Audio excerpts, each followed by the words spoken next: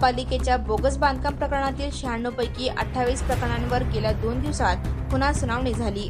ही 28 बांधकामे पाडण्याचा निर्णय आयुक्त डॉ. सचिन ओंबासे यांनी घेतल्याचे नगर रचना कार्यालयातून मंगळवारी सांगण्यात आले। महानगरपालिका आयुक्तांनी बोगस परवाने घेणाऱ्या 96 मिळकतदारांना सुनावणीसाठी नोटिसा बजावल्या होत्या। या सर्व बांधकामांची आयुक्तांनी पाहणी केली। अनेक बांधकामांमध्ये सामाजिक अंतराचे उल्लंघन झाले आहे। बोगस बांधकाम परवाने घेणाऱ्या परवानधारक इंजिनियर्सनी 4 अभियंत्यांमार्फत ऑफलाईन परवाने घेण्याची बोगसगिरी केली। सामाजिक अंतरांचे उल्लंघनही ठरवून केले। ही बांधकामे नियमित केल्यास पुन्हा बोगस परवाने आणि बेकायदेशीर बांधकामांना प्रोत्साहन मिळणार आहे। या कारणास्तव ही बांधकामे नियमित करण्याऐवजी पाडण्याचा निर्णय घेण्यात आला आहे। नगर रचना कार्यालयाचे उपसंचालक मनीष बिष्णुरकर, बांधकाम परवाना विभाग प्रमुख निळकंठ मठपती यांच्याकडे या संदर्भात सोमवारी आणि मंगळवारी सुनावणी झाली। या सुनावणीला आलेल्या सर्व 28 बांधकामांवर हातोडा पडणार आहे।